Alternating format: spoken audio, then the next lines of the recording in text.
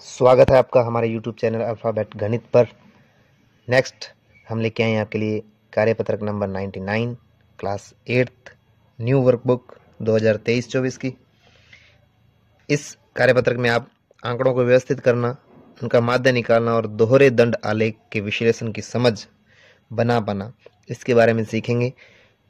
पहला प्रश्न है, 16 को दर्शाने वाला उपयुक्त टेलीमार्क है। 16 को दर्शाने वाला उपयुक्त टेलीमार्क कौन सा है? तो ये जो टेलीमार्क्स होते हैं, जैसे 1 के लिए 1, 2, 3, 4 के लिए और 5 के लिए ऐसे एक बंडल होता है। तो 5-5 के बंडल होते हैं, 5, 5 10, 5 15 और 1 16। तो आंसर नंबर 3 हो जाएगा। नेक्स्ट है, 10 विद्यार्थियों ने परीक्षा में विज्ञान विषय में 50 में से निम्न अंक प्राप्त किए हैं। किसी ने 35, किसी ने 36, किसी ने 40, किसी ने 25, इस प्रकार से अंक प्राप्त किए हैं।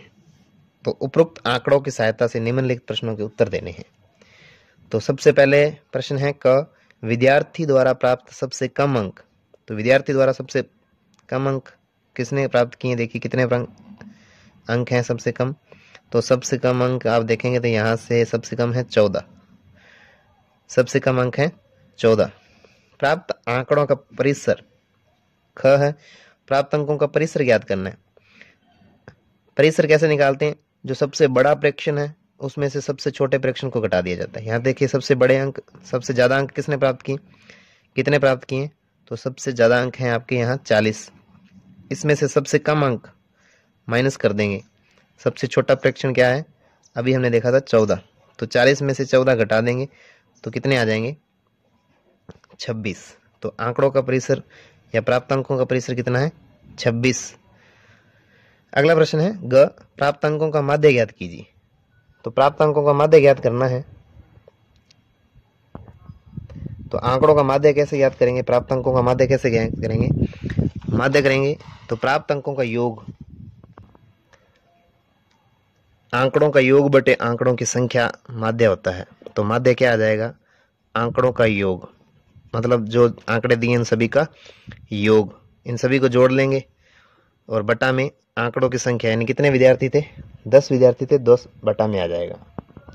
इनको हम सभी को जोड़ लेंगे, 35 plus 36 plus 40 plus 25 plus 15 plus 20 plus 17 plus 30 plus 23 plus 14, इन सभी को जोड़कर बटा में कुल आंकड़े कितने हैं? 10 विद्यार्थी थे, तो 10 से क्या लगा देंगे? भाग, तो इनका माध्य आ जाएगा।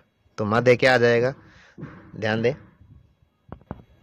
इन सभी का योग करेंगे तो यहाँ अपने पास योग आ जाएगा 255 और बटा में है 10, एक छोड़ के पॉइंट लगाएंगे तो ये आ जाएगा आपके पास 25.5 अंक। तो माध्य आ गया आपके पास 25.5 अंक। इसमें घ प्रश्न क्या है? आगे प्रश्न है, कितने विद्यार्थियों ने माध्य से कम अंक प्राप्त किए? माध्य से अंक कम प्राप्त किए, तो माध्य कितना है? 25.5। इससे कम कितने विद्यार्थियों ने प्राप्त किए हैं? तो आप चेक कर लें, ऊपर देखिए ये जो आंकड़े दे रखे हैं इसमें से 25 से कम कितने हैं? 25.5 से कम कितने? तो ये है 1, ये हो गया 2, ये हो गया 3, ये भी कम है 4, ये भी कम है 5, ये भी कम है 6। तो 25.5 से कम कितने हो गए? 6 हो गए। 1 2 3 4 5 और 6। तो कितने विद्यार्थियों ने? 6 विद्यार्थियों ने 6 विद्यार्थियों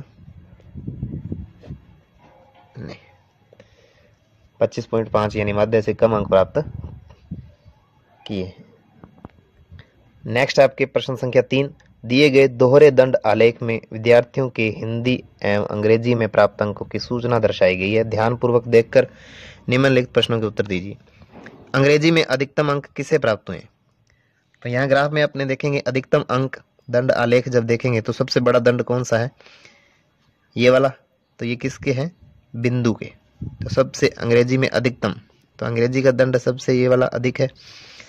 अंग्रेजी का ये लाइट ब्लू है और ये डार्क वाला हिंदी का है। तो अंग्रेजी में अधिकतम अंक किसे प्राप्त हुए? तो हुए हैं बिंदु को। किस विद्यार्थी ने दोनों विषयों में समान अंक हैं? तो दोनों में बराबर यहाँ है, इसमें तो कम है, इसके ज़्यादा है, इसमें कम है, इसके ज़्यादा है, तो दोनों के बराबर किस में है? इस बिंदु के। किसके हैं? बिंदु। हिंदी विषय में न्यूनतम अंक किसे प्राप्त किए? किससे प्राप्त हुए हैं? तो हिंदी का जो है वो डार्क ब्लू वाला है, तो हिंदी का जो दंड सबसे छोटा कौन सा है? तो ये बड़ा है। ये देखिए सबसे छोटा कौन सा है? ये वाला है। तो ये कौन है? रीना। तो रीना ने न्यूनतम अंक प्राप्त किए। किस छात्र के दोनों विषयों के प्राप्त अंकों का अंतर सर्वाधिक है? तो डिफरेंस देखो किसका सर्वाधिक है। यहाँ देखिए इसमें कम है, इनकी तुलना करें तो सबसे ज्यादा डिफरेंस किसके अंदर है? इस पहले वाले दंड में। ये किसके हैं? अजय के। तो इसका उत्तर आ जाएगा अजय। इसी के साथ कार्यपत्रक 99 यही समाप्त होता है। नेक्स्ट आपकी है कार्यपत्रक नंबर 100। इसमें है घटनाओं के घटित होने का संयोग और प्रायिकता की समझ बना पाना। तो प्रायिकता के बारे में है इस कार्यपत्रक में। प्रायिकता क्या चीज होती है? प्रायिकता होती है किसी भी घटना घटने की संभावना, किसी घटना के घटित होने की संभावना, कितनी संभावना है वो घटना घटित होगी या नहीं होगी, कोई संभावना को व्यक्त करना ही क्या है? प्रायिकता होती है। तो इसमें कुछ घटनाएं दे रखी हैं। पहला प्रश्न देखिए, निम्न दिए गए कथनों पर विचार कर संभव तथा असंभव पर सही का चिन्ह लगाइए। तो यहाँ कुछ घटनाएं लिखी हुई हैं, वो बतानी है आपको कोई घटना संभव है या असंभव है। तो पहला इसके अंदर दे रखा है, एक पासे को फेंकने पर 7 आता है।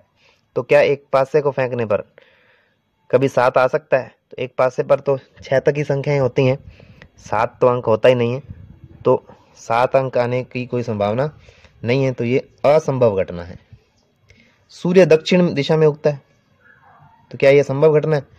सूर्य तो हमेशा पूर्व दिशा में उगता है, तो ये घटना असंभव है, दक्षिण में कभी भी नहीं उगता है। सिक्का उछालने पर चित्त आता है। सिक्का उछालने पर चित्त आता है, तो चित्त आ सकता है, चित्त या पट दोनों में से कोई भी आ सकता है, हेड या टेल। सिक्का उछालेंगे तो उनमें से कोई ना कोई आएगा, तो ये घटना संभव है। एक गेंद पर 2 चौके लगाना, तो एक गेंद पर 2 चौके कैसे लगा सकते हैं?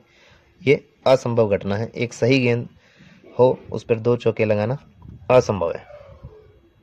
नेक्स्ट देखेंगे, अगली ट्रैफिक लाइट लाल दिखाई देगी। तो ट्रैफिक लाइट लाल लाइट होगी, तो ये तो संभव है, लाल भी हो सकती है, हरी भी हो सकती है, तो लाल भी हो सकती है, तो संभव है। अगला प्रश्न है प्रश्न संख्या 2। अंकित चित्र में वृत्त के 8 भागों में वर्ण बी, आर और जी अंकित हैं। इसे घुमाने पर तीर का निशान किसी एक पर ठहरता है, तो आप ज्ञात कीजिए। तो आपको बताना है कि बी आने की क्या प्रायिकता होगी, जी आने की प्रायिकता क्या होगी, कुल संभावित परिणाम क्या है। इन प्रश्नों के उत्तर देने। तो जो प्रायिकता का सूत्र है वो मैंने लिख दिया। प्रायिकता ज्ञात करने का सूत्र होता है अनुकूल परिणाम बटा में कुल परिणाम। अनुकूल परिणाम बटा में कुल परिणाम। अनुकूल परिणाम वो होते हैं जो हमारे पक्ष में हो, जो हमें चाहिए। कुल परिणाम जो टोटल परिणाम होते हैं घटना घटित होने के, वो हो जाते हैं। तो इससे प्रायिकता आप निकाल सकते हैं। तो सबसे पहला है बी यानी कि प्रायिकता। तो अपने यहाँ देखेंगे कुल परिणाम कितने, कुल देख लेंगे। यहाँ देखेंगे 1 2 3 4 5 6 7 8, कुल परिणाम तो है 8। तो बी यानी कि प्रायिकता क्या होगी? कुल परिणाम तो 8, अनुकूल परिणाम यानी बी कितने हैं? बी हैं आपके पास 1 2 3 4। अनुकूल यानी हमें जो चाहिए, तो हमें बी आना चाहिए, तो बी कितने हैं यहाँ पे? 4। तो ये लिख देंगे ऊपर अनुकूल परिणाम बटा कुल परिणाम। तो प्रायिकता आ जाएगी 4/8, यानी इसको अपने काट सकते हैं। 4 एकम 4, 4 दूनी 8, 1/2।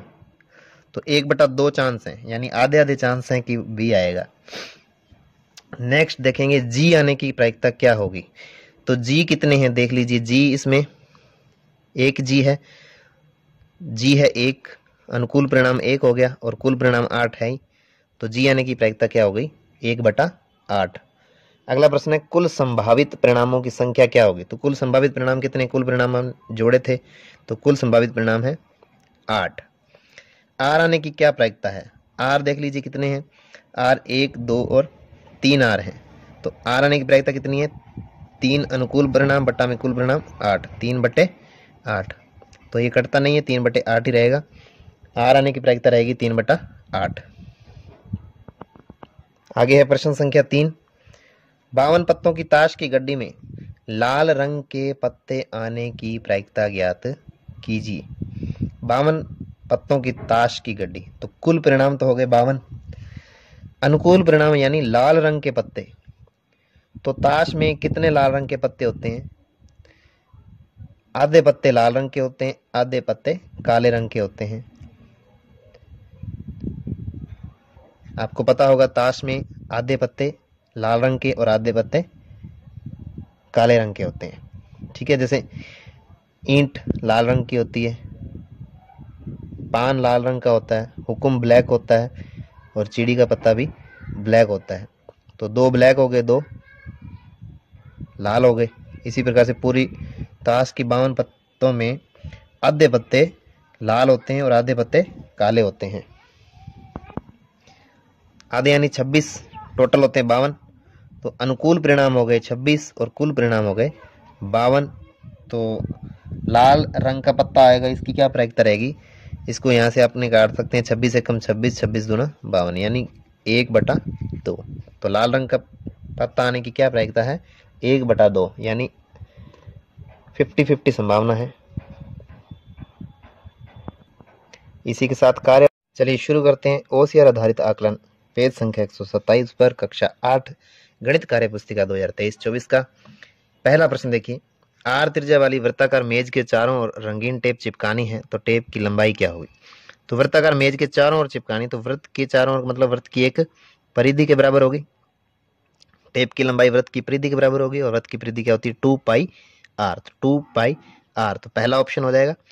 आगे है प्रथम 5 पूर्ण संख्याओं का माध्य। तो प्रथम 5 पूर्ण संख्याएं 0 से शुरू होती हैं। पहली संख्या 0, 1, 2, 3 और 4। तो ये हो गई प्रथम 5 पूर्ण संख्याएं। इनका माध्य निकालना, तो माध्य क्या होता है? इन अंकों का योग कर देंगे और अंकों की संख्या कितनी है वो बटा में लिख देंगे। अंकों का योग कितना है? 4 और 3 7, 7 और 2 9, 9 और 1 10।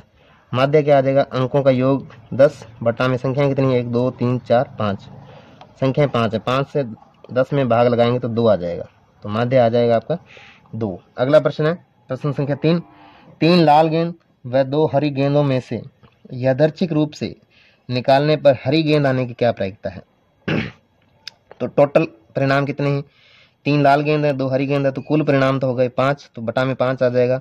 आपके अनुकूल परिणाम यानी आपको हरी गेंद लानी, हरी गेंदें कितनी है? हरी गेंदें 2 है, 2 हरी गेंद है, तो 2/5 आ जाएगा। तो प्रायिकता क्या आ जाएगी? 2/5।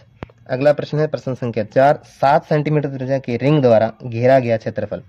7 सेंटीमीटर त्रिज्या है और उसके द्वारा घेरा गया क्षेत्रफल यानी वृत्त का क्षेत्रफल निकालना है। वृत्त का क्षेत्रफल होता है πr², यानी पाई का मान हो गया 22/7 इंटू आर होगी त्रिज्या 7 इंटू 7। त्रिज्या का मान दे रखा है 7, तो 7 से 7 कैंसिल हो गया, 22 इंटू 7 बच गया। 22 इंटू 7 करेंगे तो 22 7 154 सेंटीमीटर स्क्वायर आएगा। ये ऑप्शन नहीं आएगा, 154 सेंटीमीटर स्क्वायर। Option number 3। क्षेत्रफल निकालने तो वर्ग सेमी, ऑप्शन नंबर 3 आ जाएगा। आगे है आपके ऑप्शन प्रश्न संख्या 5। प्रश्न संख्या 5 देखेंगे। राहुल एक मोबाइल 12,000 रुपये में खरीद कर उसे 12,600 रुपये में बेच देता है, तो उसने कितने प्रतिशत लाभ प्राप्त किया या उसे कितने प्रतिशत का लाभ हुआ? तो उसने 12,000 रुपये का खरीदा और 12,600 में बेच दिया। उसको लाभ तो हुआ 600 रुपये का, और किस पर हुआ? 12,000 का खरीदा था उस पर हुआ। प्रतिशत में निकालना है तो 100 से गुणा कर देंगे अपने। तो यहाँ से देखिए 2 जीरो से 2 जीरो कट गई हैं, 1 जीरो से ये भी कट जाएगी। ऊपर बच गए 10 छिके 60, ऊपर तो बच गए हैं 60 और नीचे हैं 12, 12 पंजे 60। तो 5% का उसे लाभ हुआ है।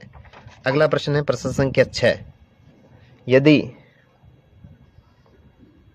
ए समांतर बी है तो एक्स कोण का मान क्या होगा? देखिए ये 2 रेखाएं समांतर रेखाएं हैं और उनको एक तिरछी रेखा काट रही है, तो एक्स का मान क्या होगा?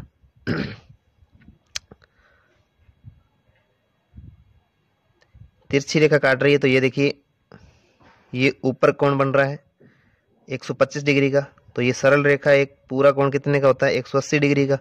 तो ये 125 का 180 का टोटल होना चाहिए। तो पीछे कितना रह गया?